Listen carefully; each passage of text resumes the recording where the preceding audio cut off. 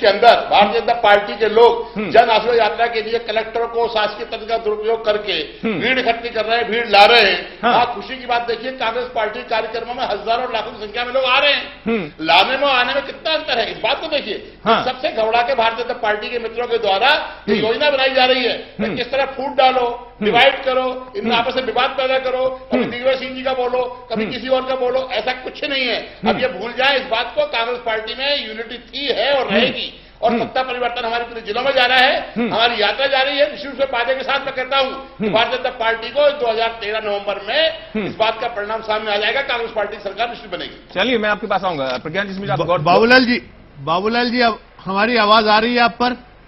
जी, अभी धनोपिया जी ने एक बड़ी अच्छी बात बताई कि कांग्रेस इतनी यूनाइटेड है, एक साथ है, सारे कांग्रेसी नेता मध्य प्रदेश के साथ में जुटे हुए हैं और इससे बीजेपी परेशान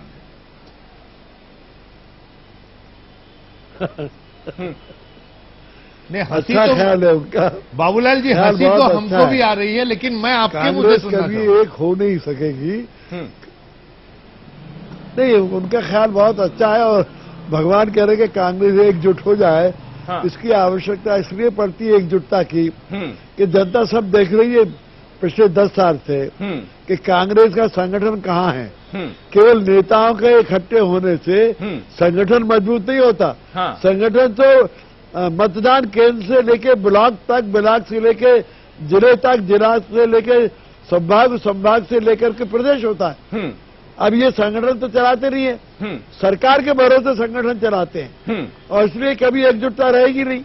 जो ऊंचे ऊंचे पद पर हैं वो इकट्ठे हो जाते हैं तो उससे कोई जनता में विशेष असर नहीं पड़ता। हाँ, चलिए धनोपिया जी, चलिए मैं आपको मौका देता हूँ। आप बाबूलाल गौर जी को सुनना चाहिए, आप जवाब दे दीजिए। इस बार मैं आपको मौका दे रहा हूँ, मैं सवाल नहीं कर रहा हूँ, नहीं तो आप कहेंगे कि मौका नहीं मिला। आप गौर साहब की बात का जवाब दे दीजिए। जी, मैं गौर साहब को धन्यवाद देता हूं कि गौर साहब ने यह स्वीकार तो किया कि कांग्रेस के नेताओं की एकजुटता से कुछ नहीं होता, जनता तो मतलब नेता तो एकजुट है। अभी तक तो कहते थे नेता ही एकजुट नहीं है, क्या करेंगे। और जहां तक जनता का सवाल है, जनता हमारे साथ है। तो आप देखिए कि हमारे कार्यक्रम में जनता अपने आप आ रही है, हजारों की संख्या में आ रही है, लाखों में आ रहे हैं। अभी आपके अमित जी ने बताया कि जलपुर में आज 1 लाख लोग वहां पर थे और आज एक दिन में 3 सभाएं हुई हैं। तो निश्चित रूप से हमें खुशी की बात है कि आप स्वीकार कर रहे हैं, हमारे नेता एकजुट हैं, जनता हमारे साथ आ रही है। अब आप सोचिए, आपकी उल्टी गिनती शुरू हो गई है। प्रवीण खारीवाल, प्रवीण जी, मैं आपसे एक चीज पूछना चाहूंगा। काफी देर से आप सुन रहे हैं, मैं बीच में गौर साहब के बात करने के लिए काफी दिक्कत हो रही थी। दोनों लोगों को आपने सुना। कांग्रेस का कहना है कि उनके नेताओं में बड़ी एकजुटता है और गौर साहब का कहना है कि डाउन द लाइन कांग्रेस का संगठन है ही नहीं। आप एक वरिष्ठ पत्रकार है, आपसे मैं जानना चाहूंगा दोनों की बातों में कितना दम है? देखिए, गौर साहब की इस बात में दम है कि भारतीय जनता पार्टी के पास निचले स्तर तक एक संगठन है और उसमें आरएसएस का एक बड़ा सपोर्ट उनको मिलता है, बैकअप जिसे कहते हैं हम। एक ये पक्ष भारतीय जनता पार्टी के पक्ष में बड़ी बात जाती है कि नेता बीजेपी कुछ भी करे, आरएसएस का एक बड़ा केडर उनके लिए हमेशा खड़ा रहता है।